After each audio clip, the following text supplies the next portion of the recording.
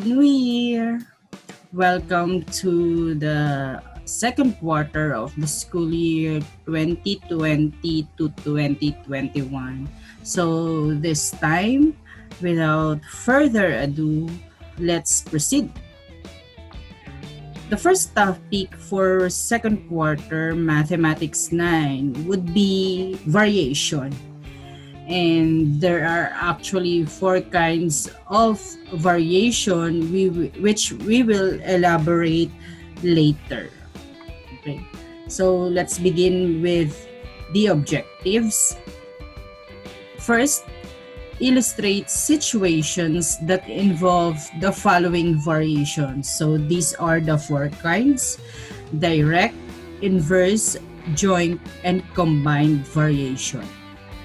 Second, translate into variation statement a relationship between two quantities given by a table of values, a mathematical equation, a graph, and vice versa.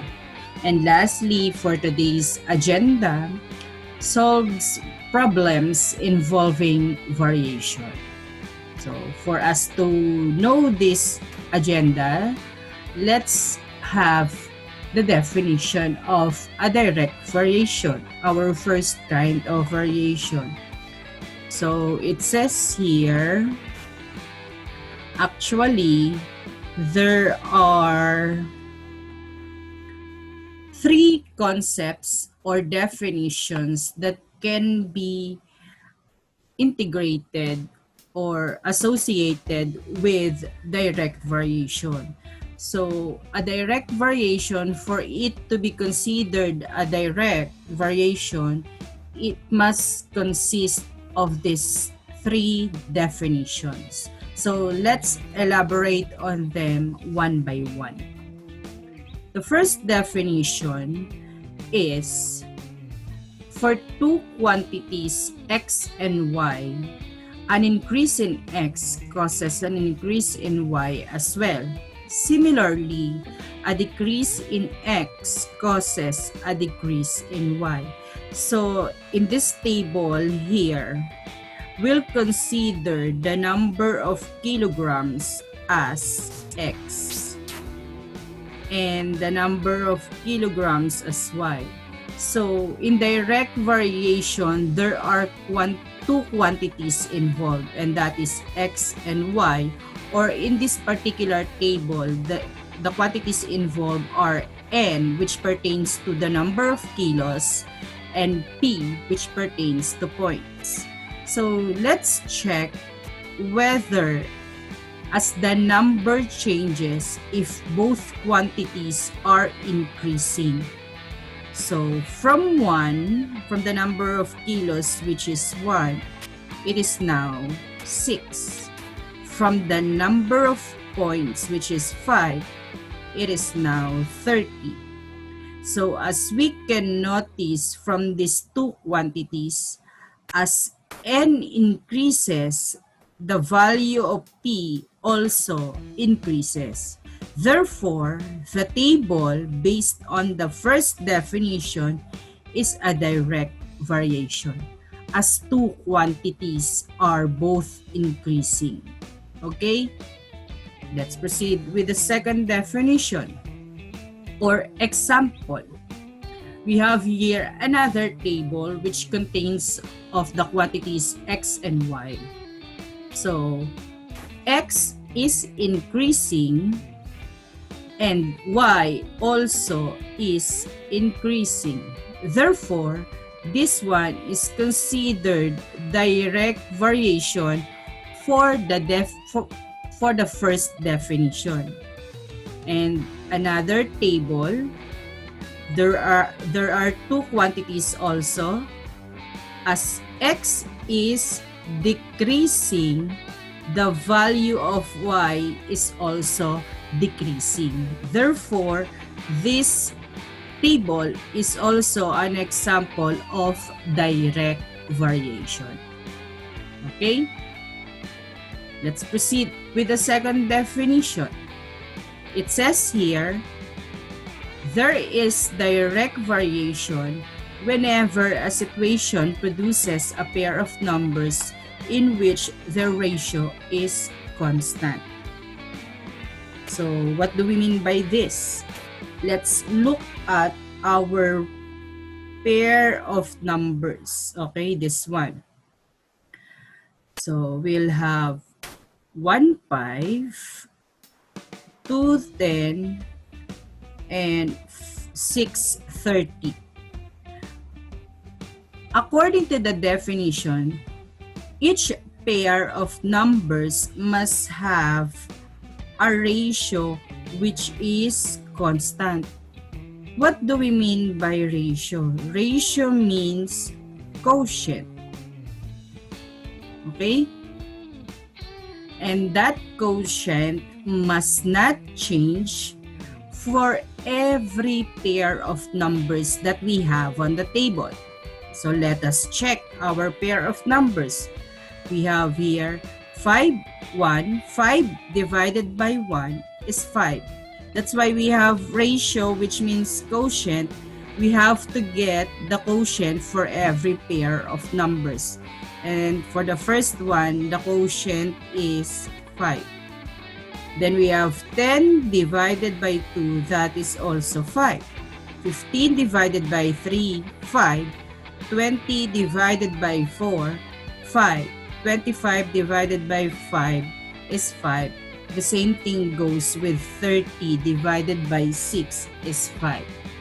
Since the quotient is constant for all pair of numbers, then this table is considered a direct variation.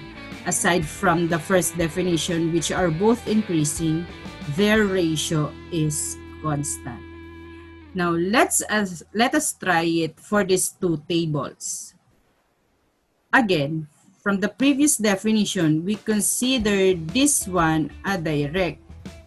But when it comes to the second variation, a definition rather, this first table is not a direct variation anymore because we do not have a ratio which is constant. Let's see. 13 divided by 12, that's 13 over 12. 11 divided by 10, that's 11 over 10. And 9 divided by 8, that's 9 over 8. And last one is 7 over 6. So the ratio is not constant, therefore the first table is not a direct variation. Let's try it with the second one. So, negative 12 divided by negative 28 is 3 over 7. We have reduced it to its lowest term. Negative 9 divided by negative 21, that is also 3 over 7. 3 divided by 7 is 3 over 7. And 6 divided by 14 is 3 over 7 as well. So therefore, the second table is considered a direct variation. Is that clear? Okay, let's proceed. Third definition involves the following statements.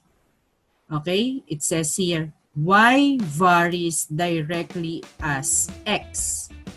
Y is directly proportional to x and y is proportional to x.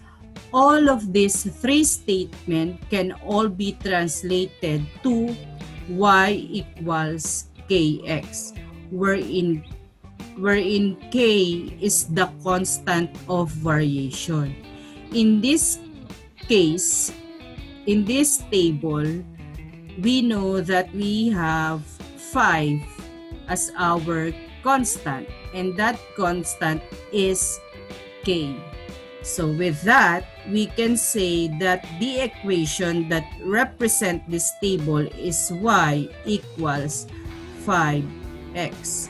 Oh, I'm sorry. Since the letter is represented by p and n, we'll have p equals 5n. wherein 5 is the constant of variation. Okay? So, to further understand direct variation, let's have variation statements. Okay? Let us translate this into an equation. Okay, example number 1, the length L of a person's shadow at a given time varies directly as the height h of the person. This statement can be translated to L equals KH. Okay? Based on the third definition. Next, the cost of electricity, C, varies directly as the number of kilowatt-hour consumption, I, can be translated into C equals KI. If the representation of the variable makes use of a capital letter, you must also use a capital letter. Next, which of the equation is of the form y equals kx and shows a direct relationship? Okay, which among these 5 equations is a direct variation? Okay, those are number 2, 3, and 5. Number 5 here is what we call a direct square variation. Now, what if number 2 is a direct variation? What is the value of the constant? Okay, K is 3. And on number 3, we have 5.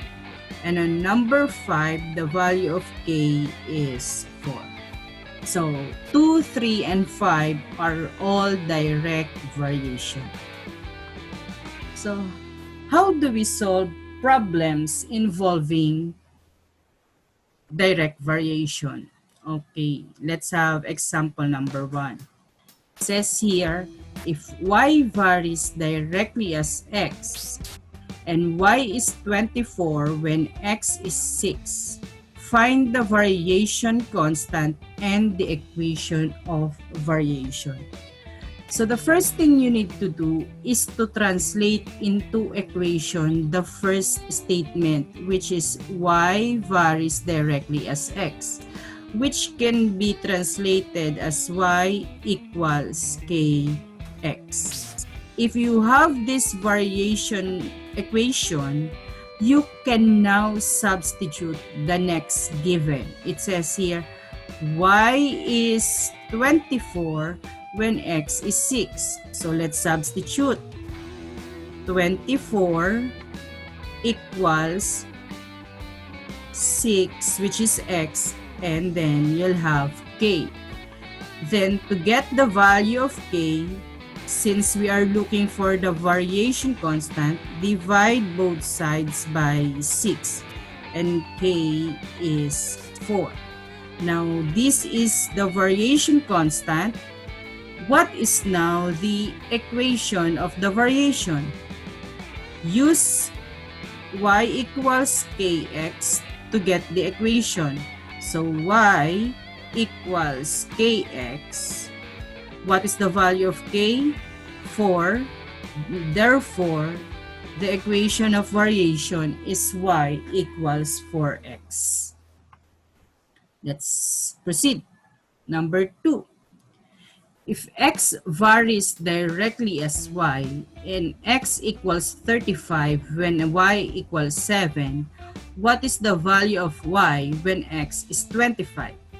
Just like with the previous example, translate this into variation equation. So, x varies directly as y can be translated as x equals ky. X is 35 when y is 7. So, therefore, divide both sides by 7. K equals 5. Now that we have k is 5, the equation of the variation is x equals 5y. It says here, what is the value of y when x is 25? So from this one, let's replace x with 25 equals 5y.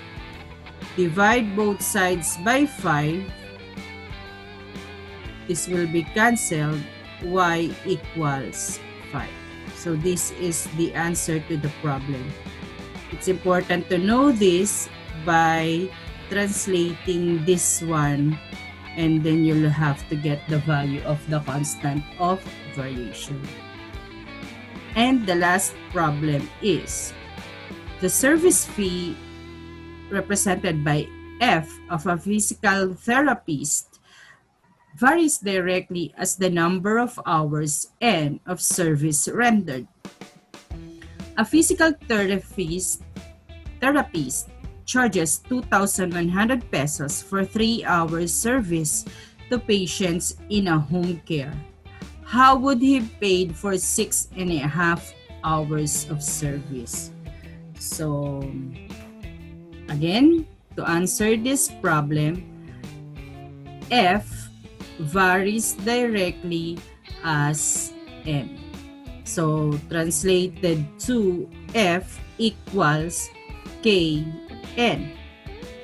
Now, a physical therapist charges 2,100. 2,100 pertains to the service fee, which is F. Substitute 2,100 is equal to how many hours for N, and that is 3. So you'll have 3K. Okay? To get the constant, divide both sides by 3. Therefore, K is 2,100 divided by 3. That is 700. Now that you have the constant, the equation is now F equals 700N. Right? The question for this problem is how much would he pay for 6.5 hours? So, to get the fee, 700 times 6.5 means 6.5. Okay? So, the answer is 5 times 7, 35, carry 3, 42. So, he will have to pay 4,550 pesos for 6.5 hours of service. So, as you can notice, from 3 hours, naging 6.5 increases. Therefore, the fee should also be increasing. So from 2,100, it became 4,550 pesos, which is the answer to the problem. Okay? That would be all about direct variation.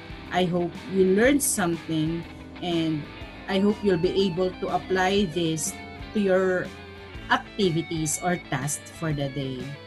Thank you, and I'll see you again on the next video.